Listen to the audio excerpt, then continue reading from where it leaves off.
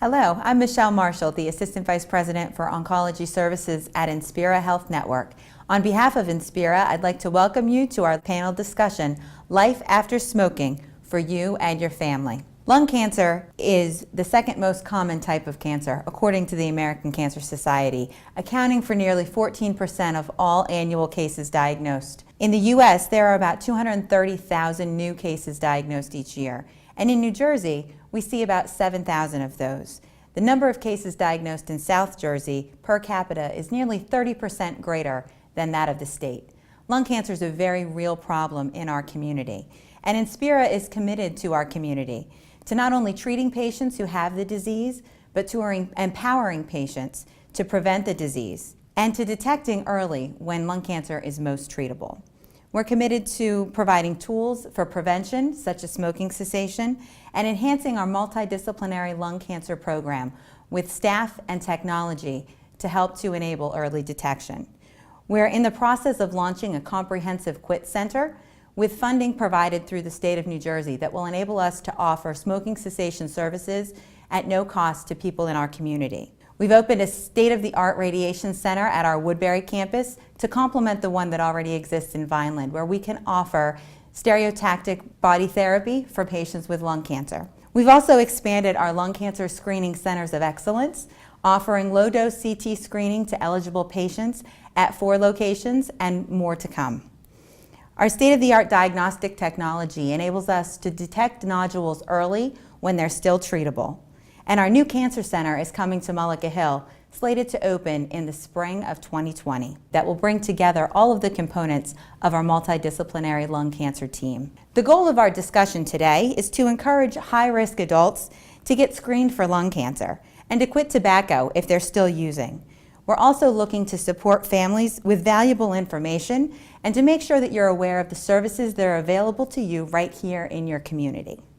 So what to expect from our panel? Our panel consists of a primary care physician, a pulmonologist, and a certified tobacco treatment specialist who was recently instrumental in writing a grant for 3 years worth over $500,000 that's enabling us to open our quit center. With that, I'd like to turn it over to Dr. Bullock to introduce herself. Hi, I'm Dr. Tara Bullock. I'm a family physician at Inspira Primary Care in Williamstown.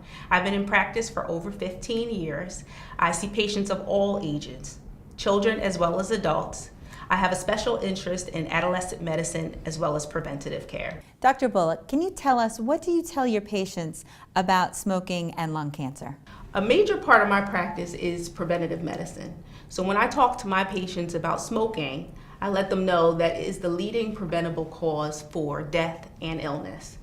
And when it comes to cancer, early treatment is the key, and that involves early diagnosis. 80% of cancers are curable if caught early. So I see patients of all ages. So for my adolescent patients who are most likely to start smoking, I try to talk to them about not smoking and the risks of smoking. For my patients who are smokers, I try to come up with a treatment plan to help them quit smoking.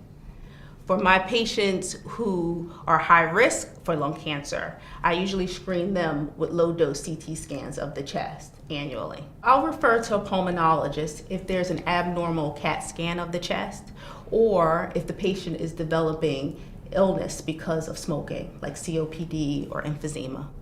Thank you, Dr. Bullock. I'd now like to ask Dr. Plush to introduce himself to the audience. Hi, I'm Dr. Ted Plush, pulmonologist with Inspira Medical Group.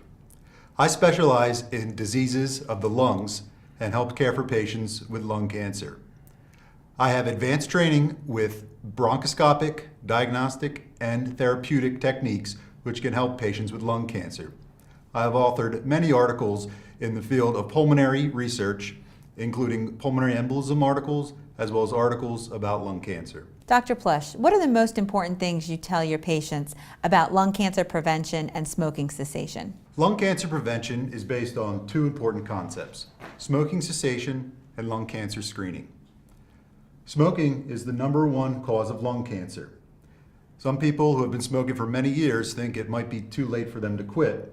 However, quitting smoking at any time can help prevent lung cancers and diseases with smoking. Now, quitting smoking has great effects on the body. Within 20 minutes, you can see your heart rate and blood pressure decrease. After 1 year of smoking cessation, your risk of cardiovascular disease is cut in half, and that continues to decline over time. Much of the diseases that happen in the lungs from smoking are irreversible, but quitting smoking can help prevent further decline.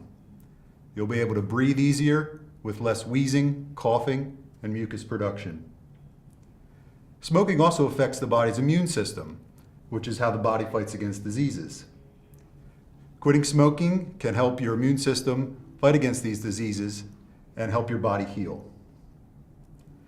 Screening is what we do when we look for diseases in high-risk people that have no signs or symptoms of the disease. The only proven screening for lung cancer is called a low-dose computed tomography scan, or called a low-dose CT scan.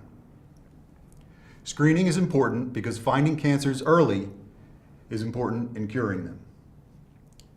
Now, the United States Preventative Disease Task Force recommends screening be done in patients who are aged 55 to 80 with a 30-pack year smoking history and are current smokers or have quit within the last 15 years. 30-pack years of smoking means they've basically smoked 1 pack a day for 30 years. Now, there are many risks to screening as well, and this is where shared decision-making with the pulmonologist or the primary care physician comes in. Many times, nodules are found on a CT scan, which is a small area of abnormality. 95% of the time, these are not cancerous, and this can lead to overdiagnosis, alternate testing, surgeries, and other issues like anxiety when patients have to think about this. So, shared decision-making with the pulmonologist or the primary care physician is an important aspect in lung cancer screening. You shouldn't be afraid of screening though, because studies have shown that lung cancer screening can reduce your risk of death from lung cancer by 20% and the risk of overall death by 7%. So it's important to discuss with your physician regarding screening. Thank you, Dr. Plush. I'd now like to ask Brittany Raup to introduce herself to our audience. Hi everyone, my name is Brittany Raup. I'm a certified tobacco treatment specialist. I am the oncology grants manager at Inspira Health Network. I've been with Inspira for 11 years and my background is in health and exercise science.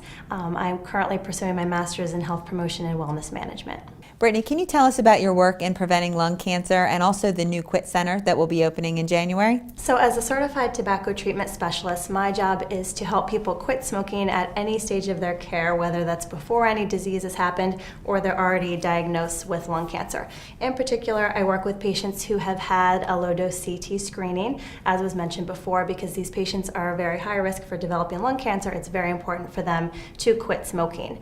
Inspira is a lung cancer screening center of excellence, and we are committed to detecting lung cancer early by following up on incidental findings that are discovered through CT scans.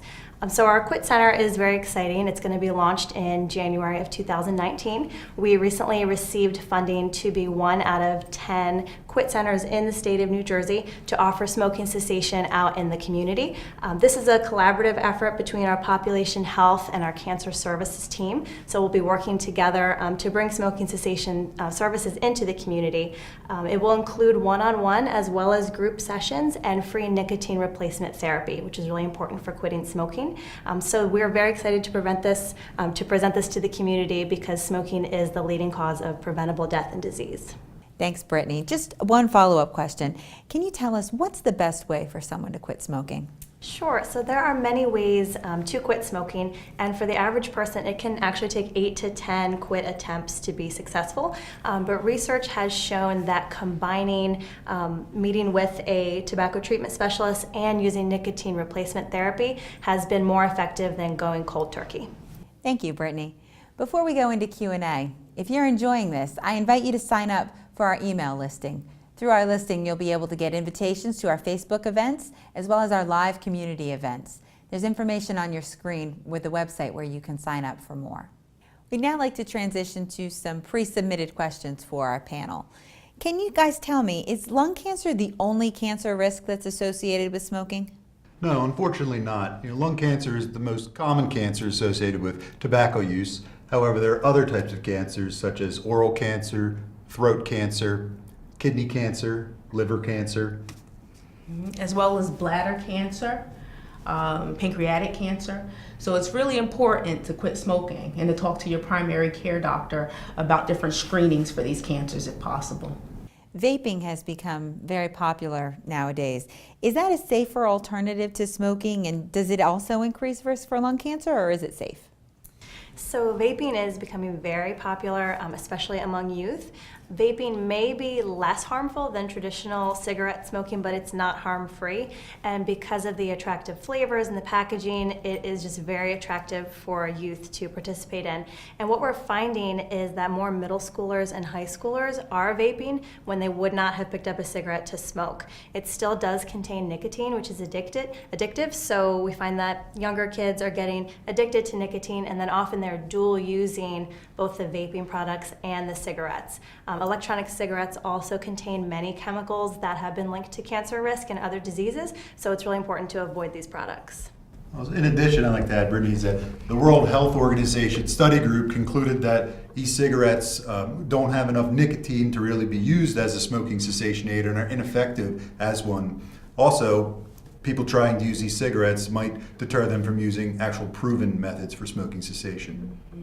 And the long-term effects are not known yet for these. Right. Brittany, can you tell us, why is it so hard to quit smoking?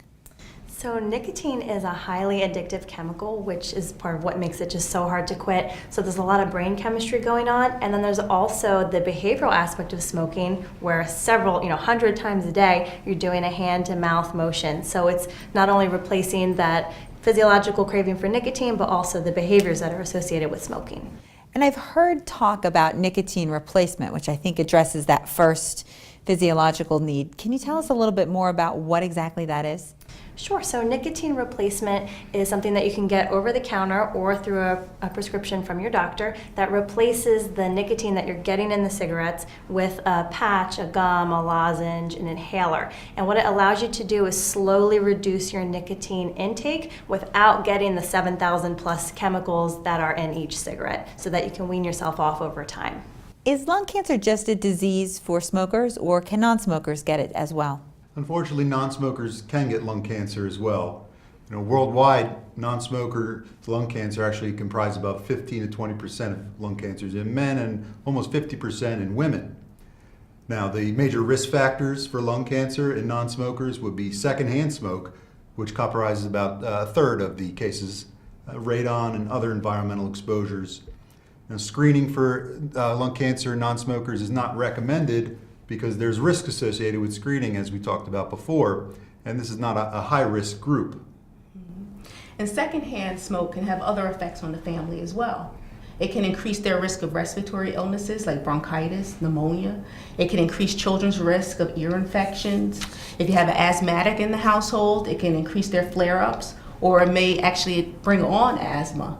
So it's important to quit, not just for yourself, but also for your family.